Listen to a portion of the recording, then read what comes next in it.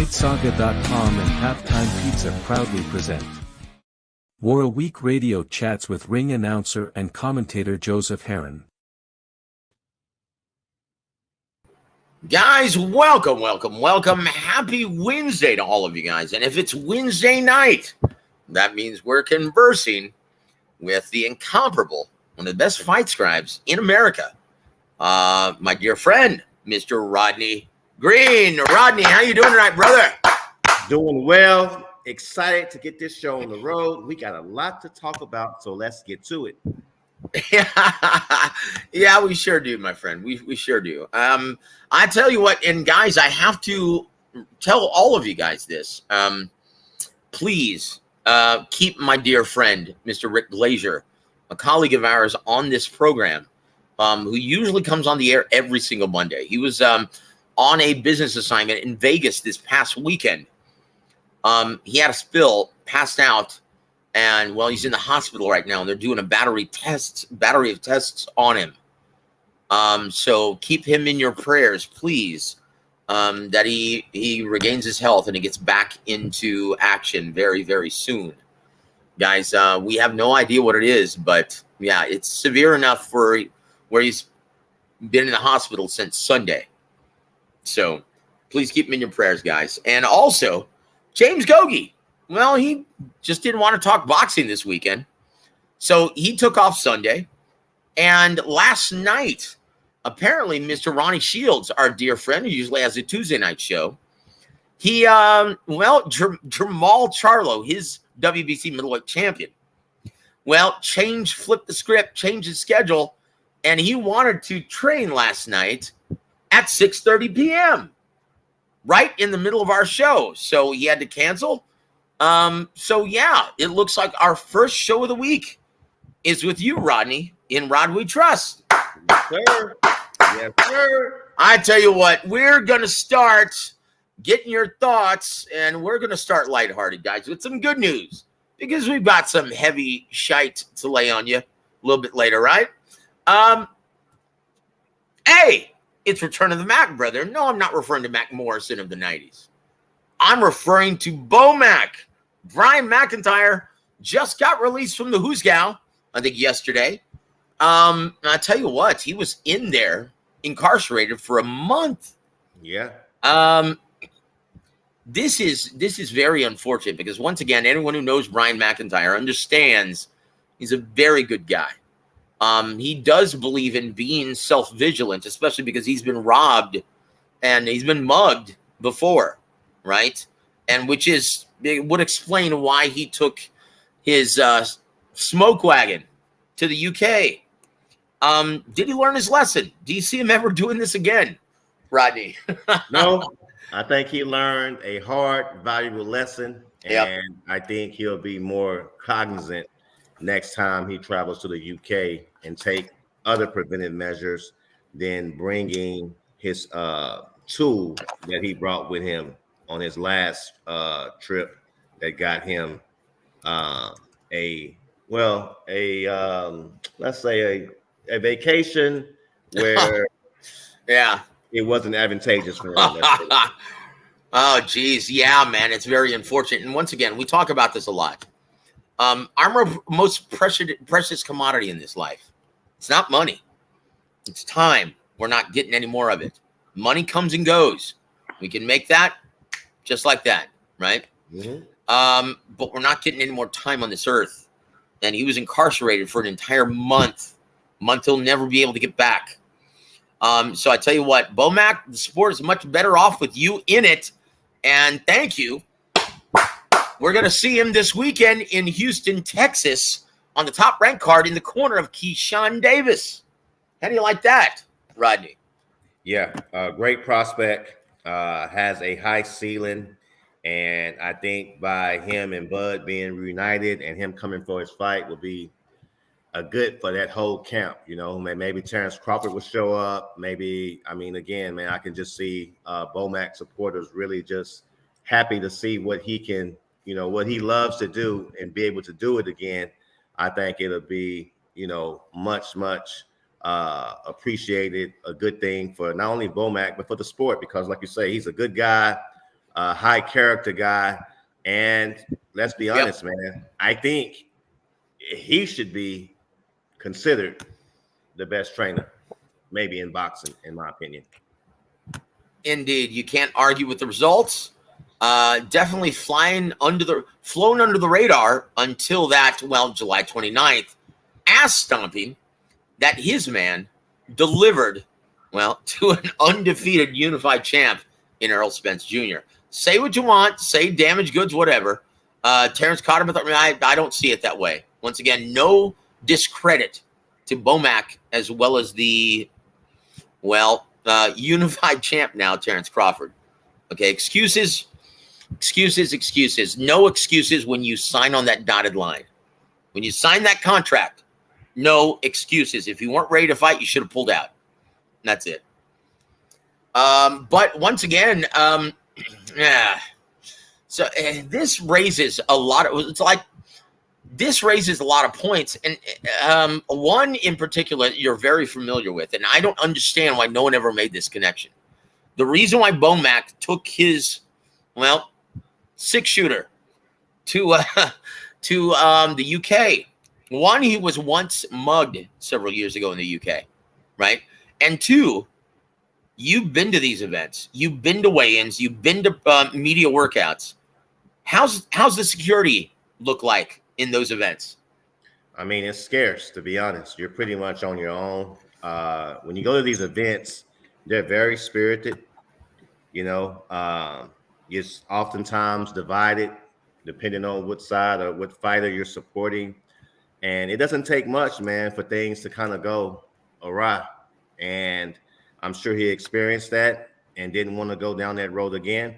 And also, too, man, when we hear the words UK, sometimes we think of, maybe sightseeing tours, palaces. But, man, it's some pretty rough spots over there in the UK. Indeed. You know what I mean? It's not always Buckingham Palace, okay? So, Yep. Very, very unfortunate situation.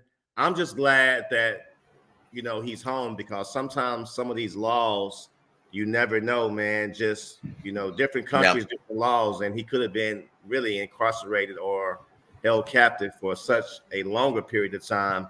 And I'm just blessed that, they showed leniency and he had the right people advocate for him to get him back, to American soil. So I'm definitely glad he's back. And not only is it a lesson for Bomac, but it should be a lesson for anybody else traveling across the pond, be a little bit more, understanding and cognizant of the gun laws before they make that decision. Indeed. Think twice, gentlemen, about foolishly carrying your firearm, taking it to another country, because once again, you are a product of the USA. Well, most of you listening anyway. And other countries, they sometimes like to make examples out of American patriots. And that's the God's honest truth. And so very good point, Rodney. Let's say hello to our dear friends in the chat. My brother Anthony Manzano, welcome to the show, sir. He says, Joe and Rod, what are your opinions on people saying that Oscar may be devaluing Ryan to possibly get him out of his contract to another promoter? No. Rodney, your thoughts. And once again, it's unofficial, but they have a verbal agreement for Ryan Garcia to face Teofimo Lopez in February of next year if he's successful in getting past Oscar Duarte the first weekend of December. Your thoughts on that brilliant matchup, and specifically what Anthony is alluding to? Well, I think Anthony or anybody else needs to be mindful. Ticket sellers don't grow on trees in this sport, okay? Yep. And before a promoter decides to part ways, and, Oscar's been around the sport a long time. Mm-hmm. And I think he's pretty good in making a risk assessment and understanding before he decides to cut ties with someone who is really, man, like I say, a top ticket seller. If you look at the numbers here, Tank and Ryan Garcia did in their last PPV. So I don't subscribe to that theory. I really don't. I think that, again, with business, it's always each fight, you have to negotiate. You have to go through the routines, and sometimes it's not always just cut and dry. It's hurdles you have to get over. But I think eventually they'll cross that threshold to where Ryan gets back in the ring under the Golden Boy banner. Yeah, you know what, guys, and like it or not, whether Ryan and his attorney, his advisor, Lupe Valencia, right, that jackass who wouldn't know a fish hook from a left hook, right? Yeah, they have a strained relationship with Oscar and Eric currently, and they've been public about it, and it's been unfortunate to see on social media. But like it or not, they've got 3 years left under the contract with Golden Boy Promotions. Okay, and Rodney, I'm going to ask you this question: do you think that he's sticking him in tough against a real stud like Teofimo Lopez at 140 pounds, the ring champion, as well as the WBO title holder currently? I think he's sticking him in tough because he doesn't think he's going to stick around with Golden Boy when those 3 years are up. He's going to try to make the most of him. I think that's kind of what Anthony's alluding to. Not devaluing him, but cashing him out while he's still a Golden Boy fighter. I mean, you can subscribe to that theory, but you can also look at it like this, though, that we're at a time and juncture in boxing where it appears that you have the best fighting the best, and that's what you have kind of saw this year. And unlike most promoters, you got to remember, Oscar is a fighter first and foremost. Yep. Okay. He that's before he was a promoter, he was a fighter, a prize fighter. And, this is a matchup that's been talked about for some time. And if they're going to go on the PPV platform, then I think this may be a good route to go. I don't know if you want to kind of let things simmer with Ryan Garcia, or he can fight someone that's not a household name, especially after the performance and the expectations that were set in his last fight with Gervonta Davis. That's my personal opinion. Yeah, you know what? And Promotions 101, customarily, you like to protect your ticket sellers, right? If you have a champion or a very talented fighter that doesn't have a very high market value, a la, we'll talk about him later, Janibek Ali Manoa, who's going to be competing on the top ranked card in a unification in Houston, Texas, and no one's talking about it. Well, they're doing the right thing with Ali Manoa, Janibek, sticking him in tough assignments, as many as they can get, because let's just face it, no one wants to face this guy. He's considered largely too much risk for the reward because, Rodney, let's just be honest, he couldn't sell out my living room on a Saturday night. Right. Okay? So they have no choice. They have to stick him in tough matchups to try and increase his market value. Ryan Garcia, on the other hand, though, one of the most popular fighters in the American market. And, yeah, Oscar Duarte is a nice comeback fight. I really like that matchup for him. But Teofimo Lopez, that's not exactly the soft touch or protecting your cash cow, in my opinion. But, once again, you just stated Oscar De La Hoya. He comes from the old school. Yeah. Hey, man, earn your bones the hard way, brother. Yeah. You may have a lot of followers on Instagram, but you know what? You're a fighter. Yeah. If you want to earn that big coin, step in the ring and test your mettle, son. Yeah. So we'll see how it plays out. But would you do that if you were in Oscar's shoes? I mean, we're in a very strange climate as far as the professional sport of boxing, Joseph. A lot of uncertainty is surrounding the sport.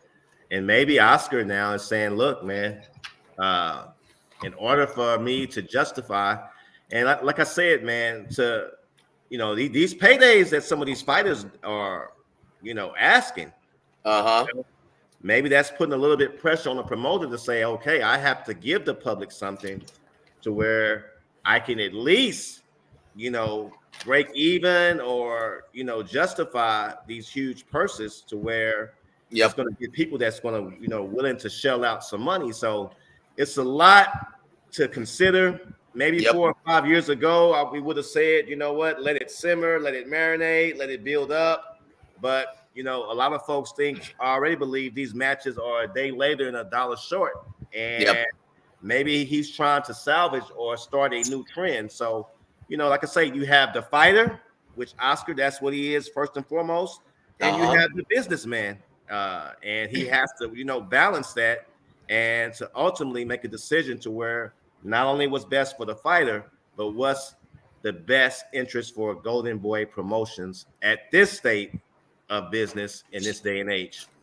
You know, that's a very insightful point. That's why we love you on the show, man, because that's a very good point, especially after Haney Prograis. That's going to tank, guys.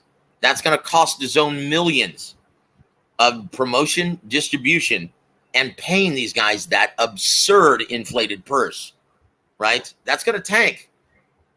So, yeah, Oscar, well, someone has to look out for the mothership, the network, who's furnishing all these TV dates. God knows Eddie Hearn isn't. Not in the U.S. market anyway. So that's a very good point, my friend. We'll see how it plays out, guys, and we'll keep you guys informed as this develops. Moving on, guys, let's say hello to our dear friend Bruce, Gasbox and Jazz and more. Guys, if you haven't already, please go subscribe to my brother Bruce. Thank you for being here, my friend. Anthony also says this. Oh, Rodney, what are your thoughts on Ryan training with Derek James? You know, I'm gonna be honest. I never was looked at Derek James as the next Emmanuel Stewart. Now, again, I'm not here to discredit him or say that, you know, he's not a top trainer. But as I said, oftentimes with a trainer and a fighter, it has to be some type of symbiotic cohesion and, you know, relationship to really bring out the best in each other, though. So, you know, it's undetermined, but let's just look at, you know, Derek James' last 3 fights. And, you know, and we live in a time and age, just in the businesses, what have you done for me lately? And if we go by his last 3 fights, I wouldn't consider those fights to consider him trainer of the year for the upcoming awards towards the end of the year. So we'll see how it all kind of works out, though. You know, oftentimes it may work out, and other times it could fail miserably. But we'll see ultimately how it all pans out, you know. And I think that, you know, Derek James, the microscope and the light is on him a little bit, and maybe this is what he needs to kind of just, you know, turn the tide and really, you know, put his best foot forward, though. So a lot of things going to probably play out that we'll be looking at in Ryan's next fight, and definitely we'll see, you know, what influence or impact Derek James has on Ryan Garcia. Yeah, you know what? And I've never liked that Trainer of the Year award poppycock from Ring Magazine or any other fight scribe. Once again, Emmanuel was very, very adamant in stating this. Look, it's not it's not the trainer, it's the horses that he jockeys. Mm-hmm. And why are so many people putting emphasis? Once again, he's had a tough year. Errol Spence Jr. Yeah, he looked very vulnerable, and Terrence Crawford took advantage of it. And Derek James, he looked shell-shocked in the corner. In fact, that's the first time I've ever heard him not give sage advice between rounds. Yeah. Anthony Joshua, since training with Derek James, hasn't looked very good. Jermell Charlo laid down like a dog in the ring. And go ahead, sir. And I don't recall watching the fight, him giving Jermell Charlo any meaningful instructions or advice. No. You know, maybe I'm wrong, but I mean, No, he didn't. And I didn't hear anything, some Teddy Atlas-esque. Hey, do you want me to go in the ring and fight for you? Yeah. Do you want me to go in there? Do you want me to go in there and fight for you? So, yeah, I didn't hear any of that. We're firefighters. We run to the fire. We don't run away from it. You know, I didn't hear any of that. Did you? Right. No. Yeah. Not a peep. Once again, this hasn't been a good year. So, well, we'll see. I I've never liked that though. Trainer of the year, poppycock, man. It's overblown. Like, let me ask you something. How many times did Floyd Mayweather Sr. or Roger Mayweather win Trainer of the Year award? I don't recall them winning not one in between. Yeah, that's it. Your silence speaks volumes. And this is supposed to be trainer. Now, keep in mind, neither man won, and they had the best fighter in the world at the time. Floyd Mayweather. Now, once again, Freddie Roach won it, 7 times, 8 times? Yeah. Floyd Sr., not once. Roger Mayweather, not once. Does that make any sense at all? Not at all. And then I think at one time when Floyd Mayweather Sr. was training Chad Dawson, man, many thought that Chad Dawson at that time was the pound-for-pound best fighter in the world outside of Floyd. Yeah. Yep. And so once again, guys, this is all political. It doesn't make any sense. This is why I can't stand the International Boxing Hall of Fame and the way the writers vote, because there are a lot of people who have been snubbed that deserve to be in my opinion. And once again, the ballot just came out. It's been publicized. That's why I don't put any credence in this shit. It's political. Look how long they left James Toney off the ballot. Yeah, absolutely. Yeah. So I'll tell you what, they can kiss my ass. That's all I have to say. And you know what? It's not nearly as bad as the Rock and Roll Hall of Fame, but it's up there on people they have snubbed up to this point. Stallone is in, right? Stallone is in. That's who these guys are voting for at these end of the year awards, these dubious distinctions that really don't mean jack poop at the end of the day. Anyway, let's move on, my friend.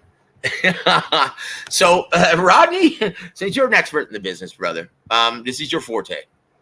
Joe, not sure if I could trust this, but it's coming from ESPN and boxing. Seen that. Apparently, Showtime doesn't want anything to do with the rematch with Spence and Bud. It's kind of hard to be interested in it when you've just pulled out of the sport, Rodney. Right.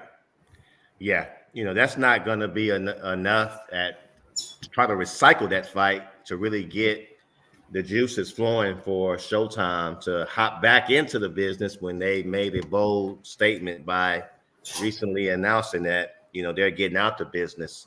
So, as I said, I don't blame Showtime for making that business decision. And to me, it would be hard for any outlet, network, promotional company to really, really get thoroughly 100% behind a rematch between Spence and Bud. I don't think it makes sense. And I don't believe the overall general public wants to see it. Maybe a few diehards, but the demand and the groundswell of support is just not there. And, I don't blame for Showtime not even giving it a consideration. Yeah, once again, guys, understand, Steven Espinosa did see the road ahead, and he put provisions, I'm sure of it, because this is what he does. This is why networks hire attorneys to develop these contracts and oversee these contracts to protect the interest of all parties involved, including the network. Someone has to look out for the investment of the network, right? Because Haymon surely wasn't. He started to at the end of the road there, but too little too late. Eddie Hearn certainly isn't looking for the investment dollar of DAZN. Talk about biting the hand that feeds you. So once again, Steven Espinosa, that's his job. I'm positive 100% that he put in provisions that, they weren't going to be held liable in the event that Showtime decided to pull out of their investment within the sport of boxing. That's it, guys. And that's what he does. I want to give a big shout out to my brother, EJ Electrojet. Thank you for joining us, sir. I am doing well, my friend. Hope you are doing well also. We're doing great, man. And thank you for joining us, brother. We have, in the immortal words of Karen Carpenter, we've only just begun. I want to give a big shout out to my brother, Andre Rodriguez. Thank you for joining us, sir. It's good to see you on the board. I tell you what, we have a long way to go and a short time to get there, but I need to give a big shout out to my brother, Khalid. Welcome to the show, sir, and thank you for always supporting More Week Radio. And he says, I don't see Ryan getting a KO on December 2nd, and then Golden Boy won't do the Tszyu fight. Look, Oscar Duarte is a tough guy, heavy-handed. He's no slouch, but he can't match the speed, athleticism, and power of Ryan Garcia. This is an aggressive-minded fighter, tall, rangy guy, so Ryan's going to have to work for this. I like this matchup as a comeback fight. I think Ryan's going to have to work for it, and he could get clipped. But,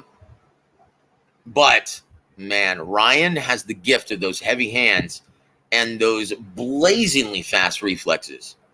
You know, unfortunately, he just came up against one of the best fighters in boxing earlier this year in April, and that's Tank Davis. You can say what you want about his resume, guys, but Tank Davis is a special fighter. That's just all there is to it, right? And if you know what you're looking at in the ring, then yes.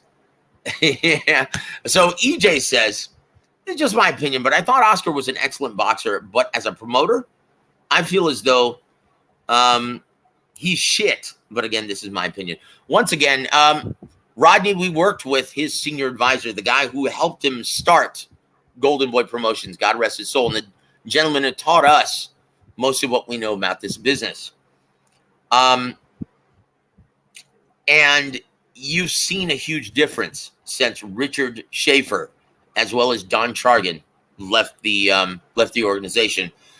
Richard was, shamed and fired and sued for tens of millions of dollars because of how he acted. Good Lord, I can't even believe he did that still. But Don, he passed away. It wasn't his choice. God rest his soul. But have you seen, is it the same Golden Boy Promotions since Don passed away and since Richard left steering the ship? Well, of course it's different. You know, I mean, you have a guy like Don Chargan, who's, arguably, one of the greatest promoters ever. And you have a very shrewd businessman in Richard Schaefer, who's big personality and made a lot of decisions. Now, Oscar is taking over the reins. So, of course, he's trying to put his own imprint, his own idea. And as I said, Oscar is a fighter first, though. But you got to understand, too, the climate we're in, to where, it's not the early 90s where Oscar made his bones and where he began his rise to stardom, though. So, they're working through their own hurdles as well. And always remember, too, he has to try to keep the lights on, pay the staff, do certain things. So, this promotion, it may look easy, but I always say, everybody knows what you know until they have to get in those trenches. And that's right. The fighters, the finances, the personalities, the TV dates, the promoters, the casinos, the networks. I mean, it's easier said than done. So, maybe not perfect, but I can respect Oscar's effort in this date and time of his career and his promotional outlet. Guys, let me tell you, even at the club level, you're constantly putting out fires. Last week, boy, I was under the gun. Once again, sponsor fell out. I do dig and search for a sponsor 2 days. To find someone to host the weigh-in ceremony, right? Luckily, everything worked out. And then, on Saturday night, I had to do the ring announcing and DJ simultaneously for the amateur show in the day.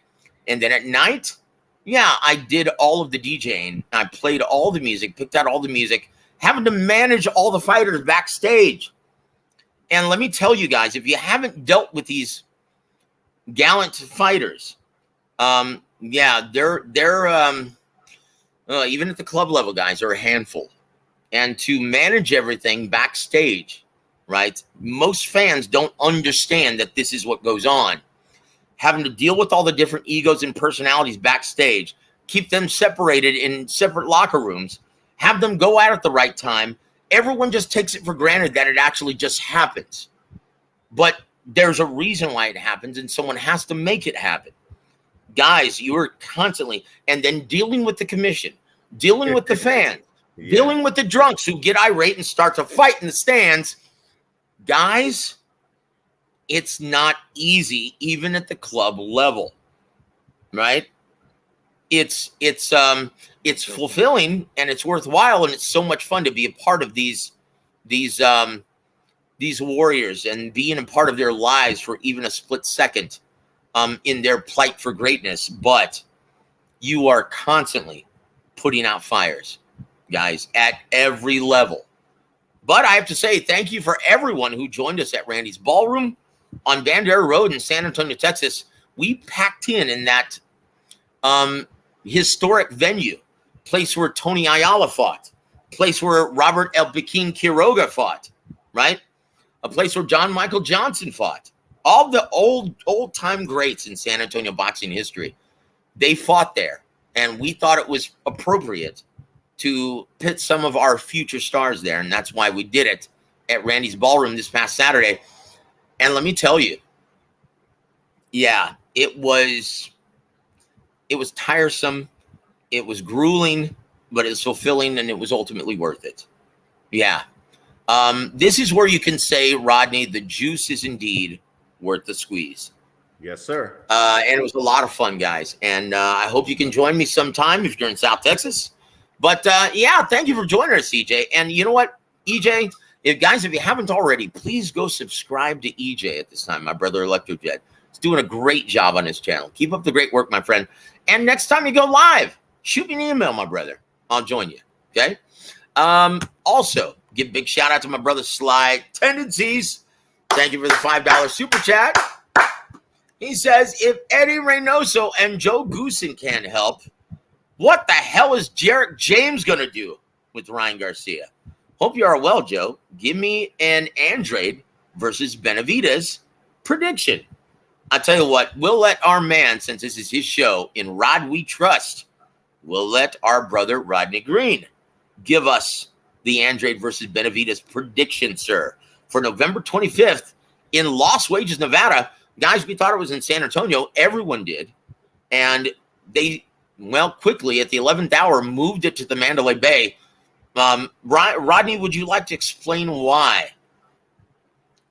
Well, probably because you had the guaranteed, coin. Site fee that, I mean, again, that's where it starts. I mean, I think they would love to have brought the event to San Antonio, but I know we would have. I would have been great. But, remember, guys, before they get in the ring, they have to make executive and financial decisions.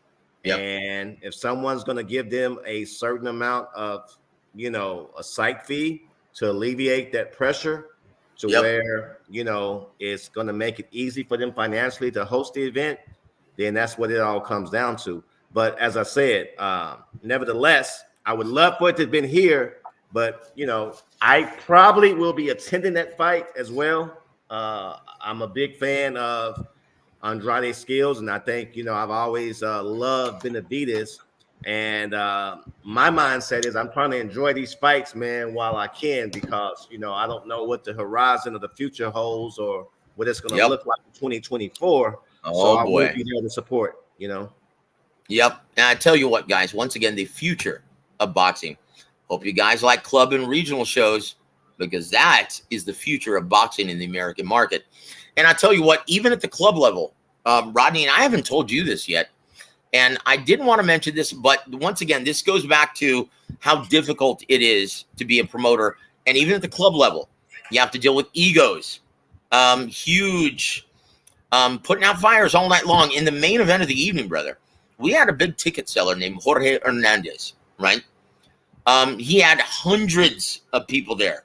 Huge ticket seller in San Antonio. And his opponent, Frank Brown, he's just an opponent. He couldn't sell out in my living room on Saturday night. And guess who caused the biggest ruckus in the back? Frank Brown. Once again, this is just a taste.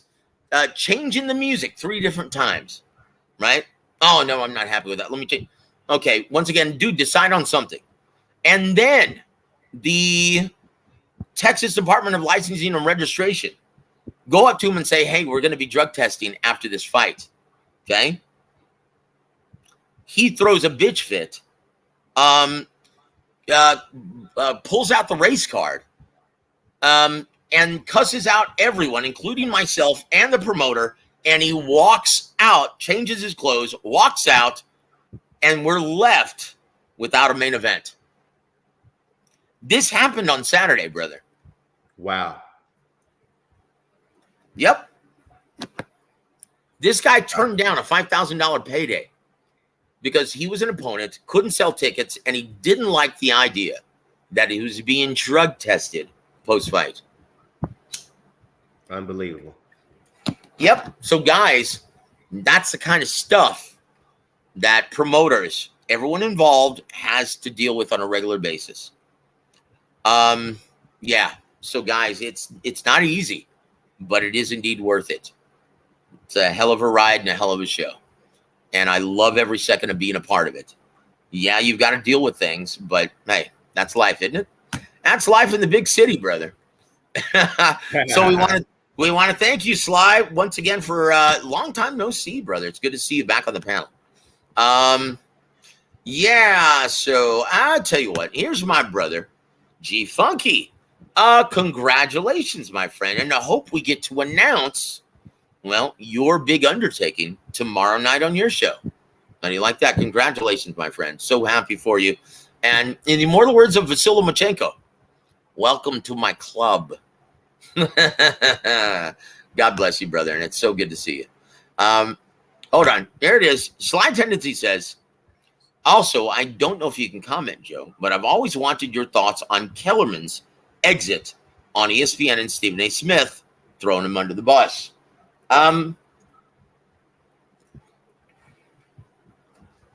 Well, geez, I've got no filter. It's almost like I know I shouldn't say anything.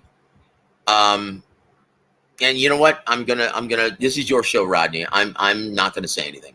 I'll tell you some other day, Sly. Bring this up some other day when I'm not on Rodney's show, okay? Also want to give a big shout out to my brother, Peter Von Arx. Welcome to the show, my friend. It's good to see you. Yeah, dude. Geez, thank you for joining us on this beautiful Wednesday night. Okay. Yeah, so there it is. There it is. So let's get started with Fact or Fiction, my friend. Are you ready, Rod? Yes, sir. Let's do it.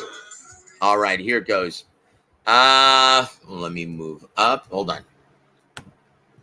Sorry about this. My computer's being a little, well, here it is. Ready? Yes, sir. Al Haymon deserves to be inducted in the dubious Boxing Hall of Shame, not the IBHOF. Fact or fiction, sir? You know what? Man, I don't like to tear down people or discredit them. Yep. I'm not the biggest proponent of Al Haymon. Now, again, Yep. he did some, again, some good things in the sport, and he had his own agenda. But I think for the overall health of the sport and the longevity, I think that he really caused it to decay, in my opinion. So, Yep. I can't endorse him or get behind that. Hall of Shame. Well, he still has time to redeem himself, and we'll see. But I'm definitely not putting him into the Hall of Fame. You can say what you want about some promoters like Dunn King or even Bob Arum, but they've done some things in the sport to where their legacy, man, will be forever Cemented. Yep. Cemented. Now let me ask you something, Rodney. Could you ever imagine Don King, Bob Arum, main events, the Duvas, Gary Shaw, even, Lou DiBella? Could you ever imagine them burning through 9 different platforms in a short span of 7 years? Yeah, it's really shocking. It really is unbelievable, the bridges that have been burned in that time frame.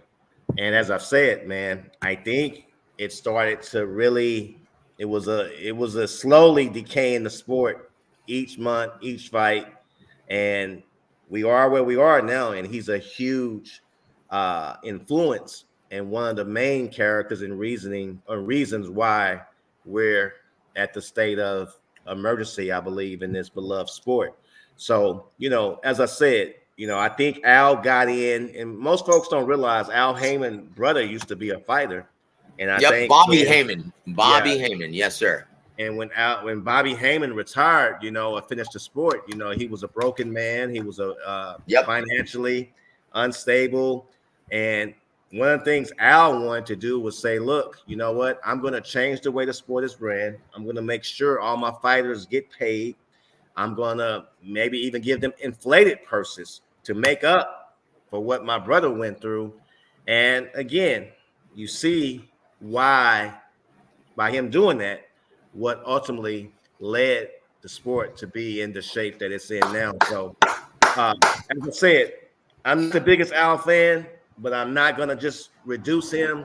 But no, he's definitely not in Mount Rushmore of promoters where I revere, like Don King, like you say, the Duvas, Bob Arum, or even Goosen. You know what I mean? Somebody that I like as a promoter. Goosen Tudor. Yep. Yep. Dan the Man Goosen. He genuinely cared about the health of the sport and cared about the fans and trying to put together the best fights possible. Once again, guys, Bob Arum saw the road ahead, even though he's done business with Al. Once again, he will never turn down doing business with anyone if it makes sense, even the people who have criticized him in the past. He doesn't care. Bob Arum's old school, man. If it makes dollars, it makes sense. And, I've heard fighters, most recently Terrence Crawford, call him a racist. Guys, the only color he sees is green, just like Don King, right? He doesn't care where you're from, what your ethnic background is. If you can sell tickets, if you can put asses in seats, if you can sell pay-per-view units, he loves you. Okay? And once again, most people in this life, guys, over with an IQ higher than at least 135.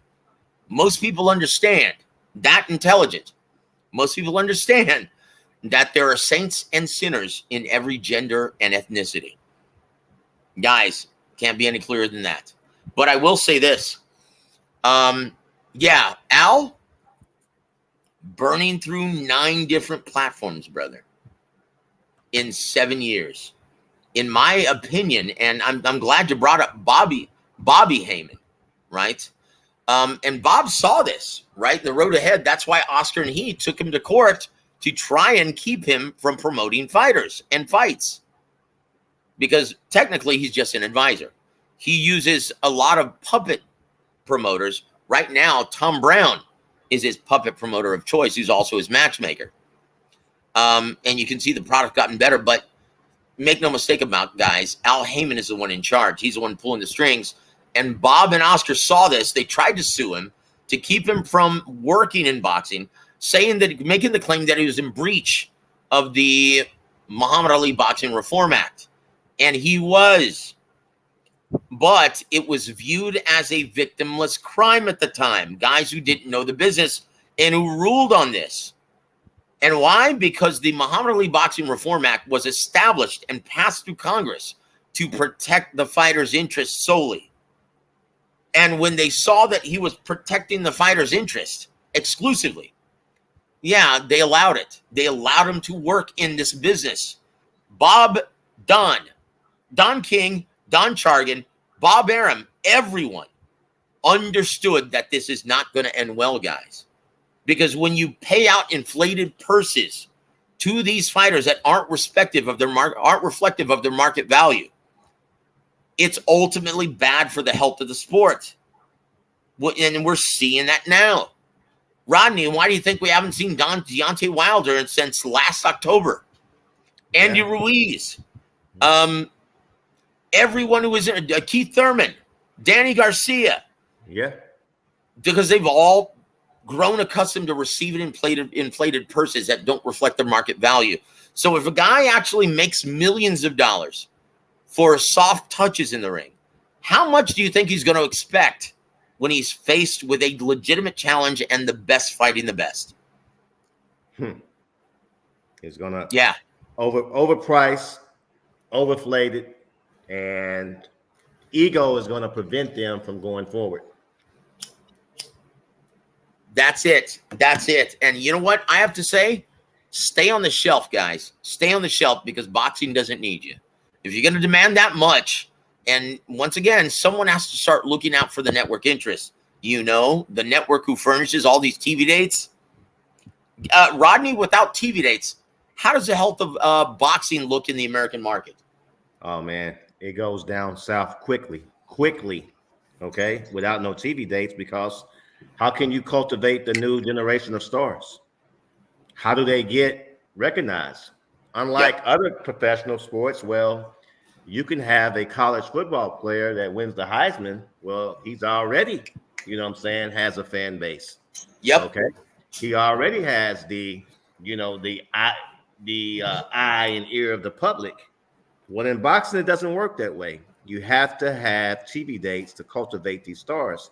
And that's why I really think, as fans, we need to understand, by Showtime getting out the sport, I mean, man, it could have a catastrophic effect, because remember, HBO called itself the home of boxing. Well, the little sister, Showtime, yes, sir, was almost as equivalent to that in its heyday.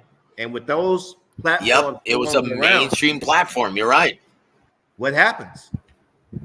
You know, so we'll see. Yep. I mean, I'm gonna hope the best, but at the same time, I'm very concerned, Mr. Heron. Yep, I am concerned as well. And once again, when we started this channel initially, when you were a big part of it the first year, we told everyone that this was coming. We warned everyone that this was going to be the result if two things didn't happen. One, you guys need to start financially supporting your quote-unquote favorite pastime. And if you didn't, well then, yeah, more than likely, networks weren't going to see that it was a wise investment. HBO, that's why we successfully predicted, what was that, 7-8 years ago? Yeah. When we were on East Side Boxing Fight Saga? Absolutely. Yeah, we successfully predicted that HBO was going to duck out of the business. Guess what happened? That's been 5 years, guys, half a decade. How many big-time marquee stars have been cultivated since then? Ooh. Maybe Ryan? Maybe Tank? Tank. Can you say anyone is as big as Canelo? Not at all. Nope. Not at all. Terrence, once again, he just got his opportunity. He's now, right now, currently the hottest fighter in boxing, but that didn't come without that opportunity on another mainstream platform like Showtime. Guys, where are we going to create the stars? ESPN? The home of Friday Night Fights? Since Top Rank has been on there, how many stars have they cultivated successfully? After almost half a decade of being on there. DAZN. Do they even put a dent in the American market? Do you even know anyone who subscribes to DAZN any longer? Right. Absolutely not. Guys, this is a real problem. And Rodney, for the life of me, can you understand why some fans are giddy and dancing around the fire like Lord of the Flies? Can you understand why they're excited that Showtime are going to be eliminating a year's full of TV dates from their favorite pastime? Well, I think if they knew how catastrophic it was, their temperament would change. Now, hey, I understand your resentment towards Mr. Haymon. Again, I'm not his biggest proponent as well, but you got to look at the overall health of the sport. And these fighters, they need a major platform to flourish and to cross over to get mainstream appeal, to become a household name. Okay. And if you don't have that, Then you have like a lot of fledgling fighters, like a lot of fledgling artists in the music business. They're on the label, but they don't Very get good the point. opportunity. Yep. They don't get invested in, Mm-hmm. you know? And what happens eventually? Well, they become a coulda, woulda, shoulda. Yep. Has been. And don't be surprised to start seeing a lot of your favorite fighters fall into that section if things don't change and change quickly. Yep. And fans will often regurgitate the ridiculous sentiment. Why the hell should I care about? Guys, they furnish the TV dates. Without TV dates in the American market, boxing, yeah, it's but a fringe club sport, which is good for me. I'm busy in Texas, baby. But yeah, this is my favorite pastime. I do not want to see it go by the wayside, especially with all the gallant young talent with all of this potential, right? Guys, and Rodney, you couldn't have said it any better, brother. Bravo. Very well said, bro. So let's move on, guys. So wait a minute. Yeah, I think you're kind of on the fence regarding Al and him, well, deserving the Hall of Shame, right? That's, once again, the verdict's still out. But the International Boxing Hall of Fame, you don't agree with. I'm going to read something from Kevin Aioli, right? He just wrote something in Yahoo.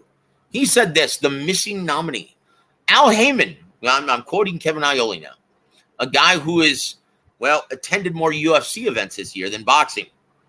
He says this, quote, Al Haymon never shows up at fights anymore, or if he does, no one in the media or fan base ever sees him. The founder of Premier Boxing Champions, I made the case for Haymon in the Hall of Fame in 2019, and I'll stand by it. He deserves to be in, but he's not even nominated, which is a tragedy. He's a polarizing figure, no doubt, but managers and promoters who yuck it up with reporters get nominated all the time or win awards that are ridiculous. Haymon, though, refuses to speak to reporters, so no one stands up for him. But what he's done for his fighters and for the sport can't be disputed. Look at all the fights that PBC has put on this year. How about Terrence Crawford, Errol Spence, Canelo Alvarez, Jermell Charlo, Tank Davis, Ryan Garcia? For starters, like him or not, he has to be respected and he has to be nominated, end quote. Well, he brought up this year. How about the 6 years prior, damn it? Exactly. You know, I'm going to let you have your final thoughts on this while I go take a Veda test, my friend. Just one moment. As you were, Rodney. I vehemently disagree with Mr. Aioli. Again, he's someone that's been around the sport and quite a while. But, you know, yes, he's put on some good fights this year, but it's a day late, a dollar short, in my opinion. And as I say, you know, he's decayed the sport for the last 7 years. And, you know, I don't care if he would have put 15 awesome fights on this year, it wouldn't make up for the damage that he's caused, you know, for the prior years, though. So, you know, right now, I don't see Al as a surefire Hall of Famer. The jury's still out for some people, obviously. But if it was up to me and me making a solid decision and my judgment, I wouldn't put him in the Hall of Fame. I think he's done more harm than good. And if you look at the fight of the century between Pacquiao and Mayweather, well, that doesn't match up as far as the Rumble in the Jungle, the Thriller in Manila, Duran versus Leonard in Montreal. I mean, man, like these things don't compare to some of the fights that, I mean, where the previous promoters, they put on events, shows, fights that will last, memories last a lifetime. You know, when you think about some of the events that Don King, you know, Bob Arum, and, you know, some of the venues fighting in other countries. Al hasn't never did anything like that where you'll look back, you know, 20 years from now, like on one of your favorite albums where it's just like, man, I knew where I was that night. I knew what I was doing when I heard it. I'll never forget. I don't think Al will have that kind of impact and lasting image as a promoter, in my professional opinion. Well, look, he's not the Morris Day that put out, Ice Cream Castle back in the early 80s, right? No, he's the Morris Day that just put out this whatever that that was just dropped, what, last week? Yep. Oh my word. Once again, I'm a huge fan of Morris Day in the time. Prince, all of them, Jimmy Jam and Terry Lewis. My but favorite. this is not Morris Day. Have you heard it yet, Rodney? Yeah, I was definitely displeased with it. That's not Morris Day, brother. And so once again, that's the comparison, guys. Right? You've got the talent. You've got the people around you. I know Prince has passed away. God rest his soul. But come on, you couldn't do better than this? We've waited 20 years for this? Anyway, I just had to sorry, guys. I had to use Rodney's show to release my displeasure. And I know you would appreciate that, brother. And I know we have similar taste in music, right? Yeah, absolutely. So anyway, brother, moving on from that. Number 2. Well, let me introduce the segment of Fact or Fiction the right way. I forgot to do this. Hey, we ain't ducking and dodging nobody. It's time for Fact or Fiction.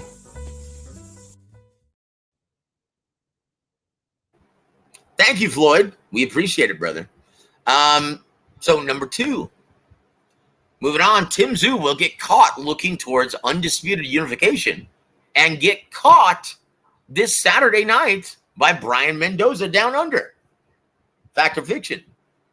Fiction. I think Tszyu is resilient. He's fighting on his home soil. He's going to be a tough out.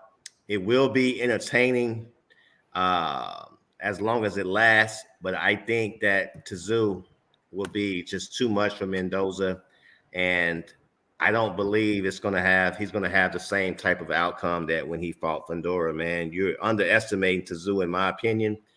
And I think, again, he's going to win by stoppage, but it will be an entertaining fight while it lasts, though, because Mendoza is going to really let his hands go, and it won't be a situation where he'll be scared. But I think Tszyu will ultimately come out victorious. Yeah, you know what? And once again, Gogi, what he said of this matchup, Brian Mendoza being flown in. He's not being flown in to win. Trust me on this. And once again, Gogi's word is gold on this. But, guys, Mendoza's a live dog. And he embraces the idea of being an underdog. Betting, odds-on betting underdog, right? He's been this way in his last 2 fights. Against Banana Rosario. Kicked his ass. Knocked him out. Former unified champion at 154. Sebastian Fundora, the WBC interim titleist, knocked his ass out after losing the fight, right? While he was losing the fight. In Tszyu, he once again, he stated publicly at the press conference, he believes that Tszyu is looking past, right? Looking past him and looking towards a Jermell Charlo. Unification for undisputed. He truly believes that he's going to catch Tszyu looking past him. We'll see, because Tszyu is a cash cow now in Australia, in the Australian market. That's the reason why this fight is happening over there, guys. How much is Tszyu versus Brian Mendoza worth in the States, Rodney? Are you kidding me? Really? Maybe a Baskin and Robbins ice cream cone, maybe. But I'm glad that they're somewhere in his home, turf where he can be appreciated, and I think the fans will appreciate this matchup. And again, I think that if Tszyu comes out victorious, I mean, his stock definitely goes up with his countrymen, and he's the kind of fighter that I think that they resonate with, and they really get behind and believe, and again, it doesn't hurt that, his father, was in the sport and always, put on great Tszyu? Yeah. Dude, Tszyu was a stone cold badass. Yeah. Once again, he became a big star of the sport, cultivated exclusively on the Showtime platform. Absolutely. Ask Zab. There it is. The first one who gave him the stanky leg. Yeah. Dude, I will never forget that. And Zab Judah, once again, was so pissed off at Jay Nady calling the fight, he tried to choke him out immediately afterwards. You remember that? Oh, man, never forget it. Never forget it.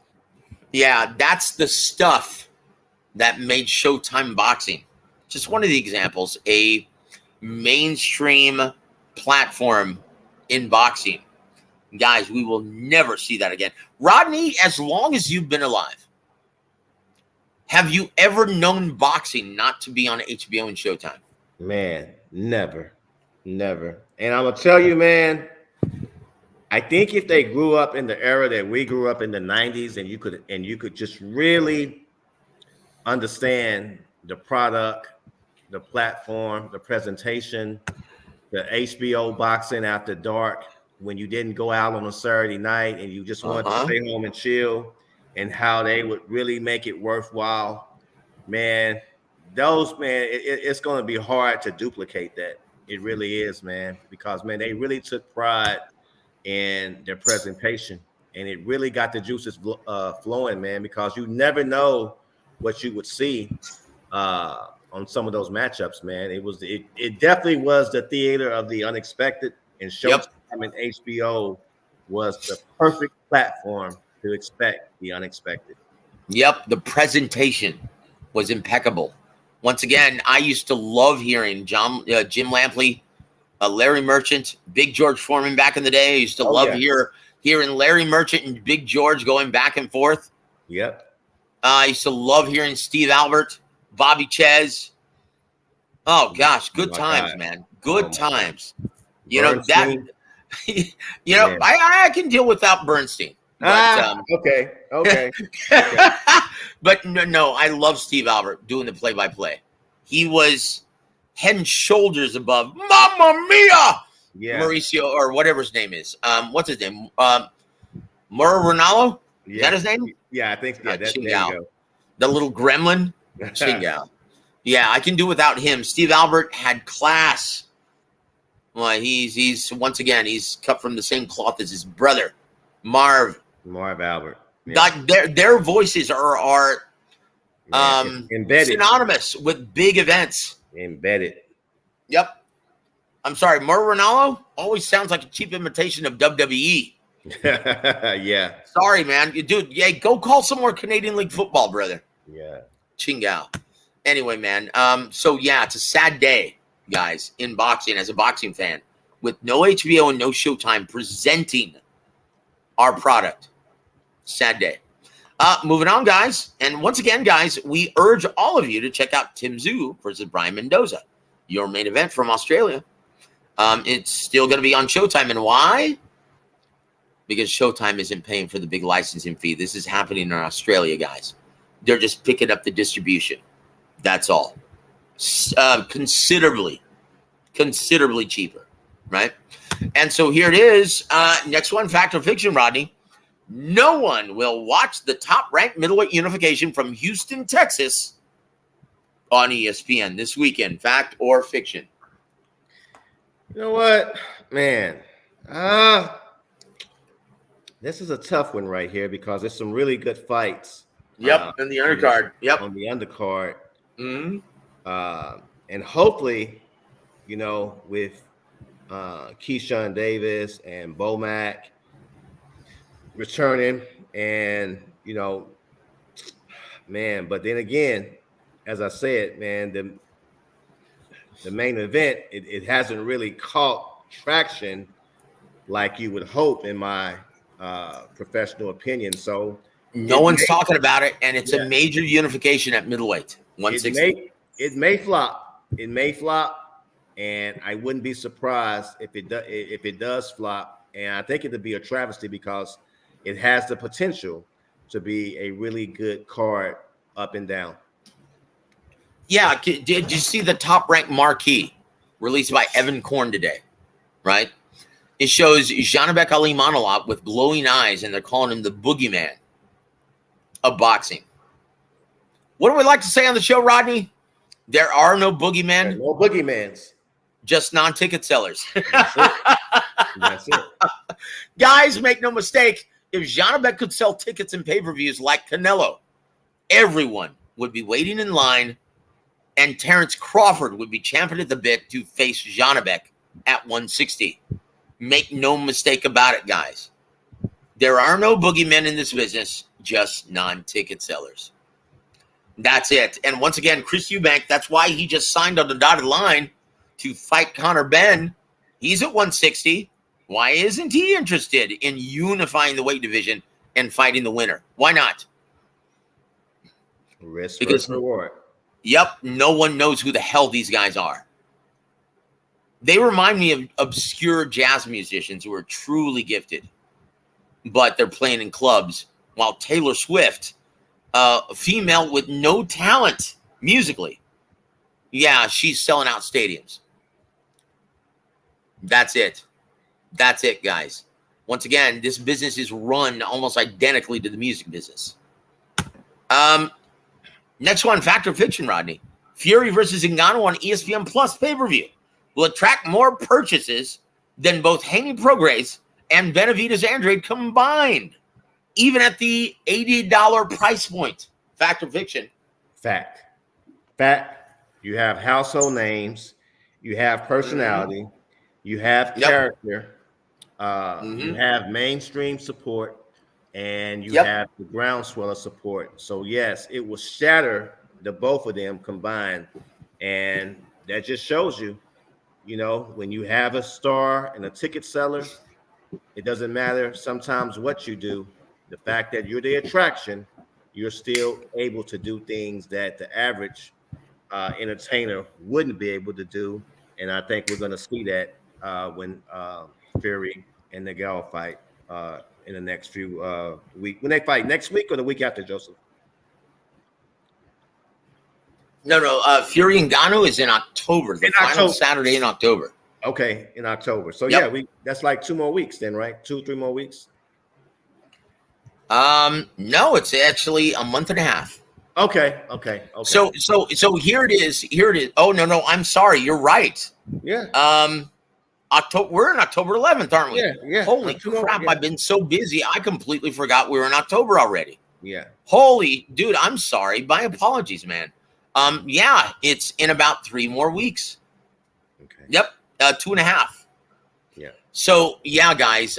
Look, if you guys are pissed off about this matchup taking place, well, think about it logically. This fight, you're not the target demographic. This isn't meant for you. Now, once again, why do you say it's going to do much better? Because it appeals to a larger mainstream demographic, and those are the ones who are spending money for their entertainment currently. Diehard boxing fans, how much money are they spending on average? Yeah, that's true. Good point. Yeah. Maybe zero. Zilch. Zero. Nothing.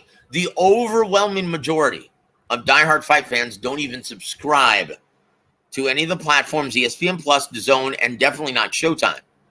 That's why Showtime has gone bye-bye. Guys, you have only yourselves to blame. So if you're complaining about TV dates next year, look in the mirror. That's the cause of it, right? Once again, look how well KSI Tommy Fury is going to do in the UK. DAZN, boy, they're promoting the shit out of this thing, right? A lot more so than Haney Prograis. For a reason, guys. Because guess what? Mainstream fans still actually in any entertainment field, they spend money for their entertainment. You guys? Yeah. It's funny, for the amount of money that they spend for their beloved boxing, their supposed favorite pastime, which is just hardly anything. You would think they wouldn't complain so much, right? But no, diehard fans, they complain all the time about everything. The best not fighting the best. Well, all I have to say is this, brothers, you get what you pay for. You get what you pay for. Am I wrong in stating that, Rodney? No, man, that's business 101. You get that's what you it, pay guys. for. That's it, guys. And Rodney, there's only 2 reasons why you enter into this racket called the business of boxing. First reason, to make money. Second reason, to make more money. That's it. That's it on every level. Fact or fiction, Rodney, Jermell Charlo will elect to ditch his IBF 154-pound title and will not face Bakram Murtazaliev next. Fact. Fact or fiction? Yeah. Fact. Why would you? Why would he? Rodney? Why would he? And as I said, I think Jermell Charlo is gonna. I don't know where he goes from here, but he definitely won't be fighting Murtazaliev next. And he may want to fight someone that's going to be a tune-up. But then again, with the way the sport is now, I don't know. And he's somebody who's benefited from inflated salaries, So it'll be interesting to see where he goes. So I can't say where he goes, but no, he won't be. He'll vacate. Definitely. He'll definitely vacate, in my opinion. Yep. And look, his only big money opportunity is going to be down under with Tszyu if he gets past Brian Mendoza this Saturday, right? And he is going to be, he's not going to be well received down there, right? Tszyu is a rock star because of his consistent activity as well as his lineage coming from his dad, a Hall of Famer, a legitimate stone-cold killer. And boy, Tszyu looks like he's cut from the same cloth, and he's being cultivated properly, consistently being put on TV. Down there, he's a big star. That's a mainstream event. Let me ask you something. Jermell Charlo versus, once again, Tszyu in the United States market. Where do you even put that event? Exactly. There it is. There's no, especially with no more Showtime and HBO. Where do you put it? Yeah, it's tough. Very tough. Now, boy, I tell you what. And once again, how are these idiots looking who are celebrating that Showtime just ducked out of the U.S. market? How are they looking right now? Well, let's see the next 6-9 months. Let's revisit this in 2024, shall we? Yeah. Let's see. Last but not least, brother, and thank you for hanging with us over time, Rodney. We really appreciate your insight, my friend. Last but not least, and Ronnie's pissed about this one, brother. Coach Ronnie. Talked to him today. He says, IBF interim heavyweight titleist Filip Ergovic will take on newly appointed number 2 ranked contender Otto Wallin in December, and Usyk will be stripped of his belt. Fact or fiction? I could see that, man, because I really think right now Usyk, man, again, he's, thinking of the payday. Yep. Tyson Fury. Yep. That has to be on his mind. And again, I see slippage in Usyk performance. I would hate to see him fight someone that's he's supposed to beat easily and become in a life and death struggle to where it will make the upcoming Fury fight lose some luster. So yes, I could see that being fact, that he will be stripped of his belt because he has his sights and eyes on the showdown with Tyson Fury. Indeed, brother. I couldn't agree more. And let me tell you, how you doing, Tyrese? Good to see you, my friend. He said, you know what? Yeah, we were hoping to fight Fury. In fact, we fought 2 southpaws, including the Big Bang Zhilei Zhang, and an undefeated southpaw from down under, McKenna, to prepare for Alexander Usyk. But hey, we've been fighting southpaws. Otto Wallin's a southpaw, not as skilled as Usyk, but he does have some skill. Very awkward, and we're ready. Unfortunately, yeah, it's going to be for a fraction of what we're anticipating. Ronnie's very disappointed, but hey, he loves the challenge, loves the assignment, anything to make his guy the IBF heavyweight champion. And I tell you what, it's going to be very interesting to see how it transpires. And I see this actually going down on DAZN in December. Congratulations to both gentlemen for getting this opportunity. And congratulations to Ron Shield, although not going to be the same payday. Not even close, is it? Not at all. Not at all. Yeah.